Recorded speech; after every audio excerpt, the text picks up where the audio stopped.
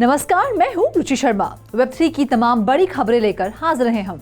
UK treasury United kingdom को global crypto hub बनाने के एम से government backed non fungible token जारी करने के अपने प्लान्स को रद्द कर रहा है।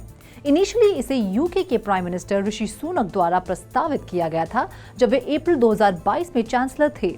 रॉयल मिंट को 2022 के समर तक टोकन रिलीज करने का काम सौंपा गया था, लेकिन देरी का सामना करना पड़ा। रॉयल मिंट ने पहले 2017 में अपने गोल्ड सप्लाई को ट्रैक करने के लिए ब्लॉकचेन टेक्नोलॉजी का इस्तेमाल करने की योजना बनाई थी। सोमवार को एक बयान में यूके के इकोनॉमिक सेक्रेटरी एंड्रयू ग्रिफिथ ने कहा कि प्लान्स इस समय आगे नहीं बढ़ रहे थे, लेकिन ये प्रस्ताव अंडर रिव्यू रहेगा। ट्रेजरी सेलेक्ट कमेटी के अध्यक्ष हैरियट बॉल्डविन ने कहा कि गवर्नमेंट के चीफ फाइनेंशियल मिनिस्टर से पूछा जाएगा कि क्या एनएफटी रिलीज करना उनके डिपार्टमेंट की पॉलिसी बनी हुई है। बढ़ते हैं अगली खबर की ओर। वेब3 कम्युनिटीज के भीतर एनएफटी का उपयोग डिजिटल स्पेस और लाइव इवेंट के लिए समान रूप से एक्सेस पास के रूप में किया जाता है, जो होल्डर्स के लिए पर्क सर्व करता है। अब टिकटिंग जायंट टिकट मास्टर एक फीचर के लॉन्च के साथ बहुत बड़े ऑडियंस के लिए टोकन गेटिंग ला सकता है, जो आर्टिस्ट को एलिजिबल एनएफटी ओनर्स के लिए कॉन्सर्ट और इवेंट टिकट्स तक स्पेशल एक्सेस प्रदान करने देता है। टिकट मास्टर ने आज घोषणा की थी कि Ethereum NFT token getting feature artist के लिए लाइव है और इसे पॉपुलर मेटल बैंड एवेंज्ड सेवनफोल्ड के साथ पार्टनरशिप में डेवलप किया गया है, जिसका अपना death bats club NFT collection है और फुल रोल आउट से पहले टोकन गेटिंग फीचर को टेस्ट किया गया है। एवेंज्ड सेवनफोल्ड के मामले में 10,000 death bats club Ethereum NFT के ओनर्स को जून में बैंड के अपकमिंग न्यूयॉर्क सिटी और लॉस एंजलिस अरीना शोज की टिकट खरीदने के लिए अर्ली एक्सेस की पेशकश की गई थी। फ्रंटमैन मैट सैंडर्स, जिन्हें एम शैडोज नाम से भी जाना जाता है, उन्होंने कहा कि एनएफटी गेटिंग फीचर के साथ 2 शो के बीच लगभग 1000 कुल टिकट खरीदी गई हैं। बाकी अहम खबरों के लिए करते हैं रोशनी का रुख। डेलॉयट ने कई इंडस्ट्रीज के लिए इमर्सिव एक्सपीरियंस प्रोवाइड करने के लिए वेब3 प्लेटफॉर्म वैटम के साथ पार्टनरशिप की है, जिसमें कल्चरल एनहांसमेंट के लिए वर्चुअल रियलिटी और ब्रांड्स के लिए कम्युनिटी एंगेजमेंट शामिल है। पार्टनरशिप एक ही वर्चुअल स्पेस में एक ही समय हजारों लोगों की मेजबानी करने की क्षमता प्रदान करती है, जिसमें क्रॉस चेन वॉलेट के जरिए वर्चुअल एसेट के कलेक्शन और उनके मेटावर्स एक्सपीरियंस के टोकन तक एक्सेस होता है। हालांकि कंपनियों को इमर्सिव एक्सपीरियंस ऑफर करने के पीछे primary objective users data gather करना है। डेलॉयट डिजिटल के मैनेजिंग डायरेक्टर खुसरो खलीद ने खुलासा किया कि थर्ड पार्टी डेटा की कम पहुंच सभी इंडस्ट्रीज को प्रभावित करने वाला एक की ट्रेंड बन गया है। इसलिए जो कंपनीज कस्टमर्स को समझने और उनके साथ जुड़ने पर भरोसा करती है, वे थर्ड पार्टी डेटा को सब्सटीट्यूट करने और कस्टमर एक्विजिशन एक्सपेंसेस को कम करने की मांग कर रही है।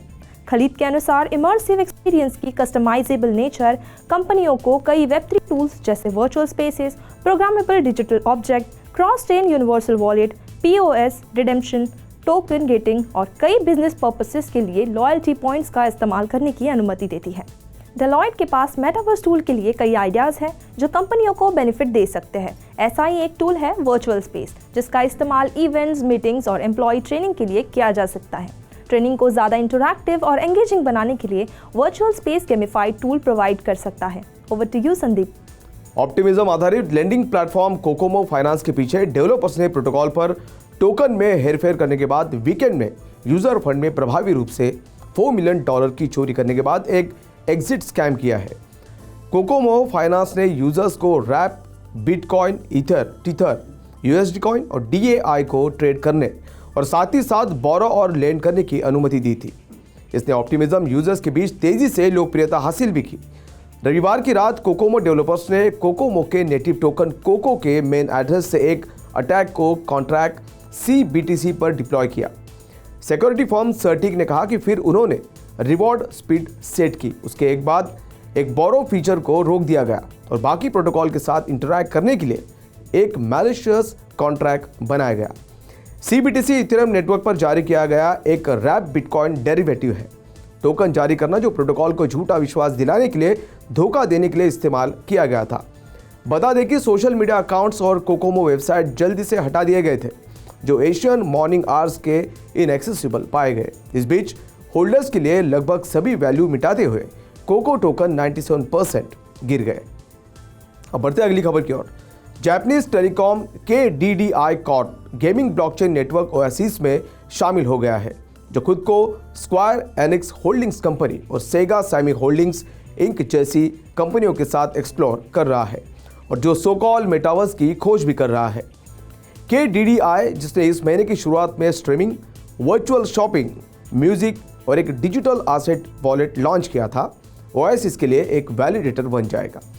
वैलिडेटर्स वे यूजर्स होते हैं जो ब्लॉकचेन पर ट्रांजैक्शंस को सुरक्षित और वेरीफाई करने में मदद करते हैं। बता दें कि कैरियर, गेमिंग और एंटरटेनमेंट एरियाज में ओएसिस के साथ भी काम करेगा।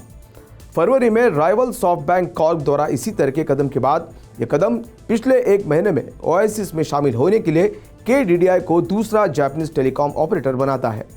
अपनी इकोनॉमिक स्ट्रेटेजी के हिस्से के रूप में क्रिप्टो बिजनेस को आगे बढ़ाने के प्रयास में प्राइम मिनिस्टर फूमियो किशिदा का प्रशासन जापान की तकनीक और गेमिंग कंपनियों को इंटरनेट के अगले प्रस्तावित पुनरावृत्ति मेटावर्स को अपनाने के लिए प्रोत्साहित कर रहा है।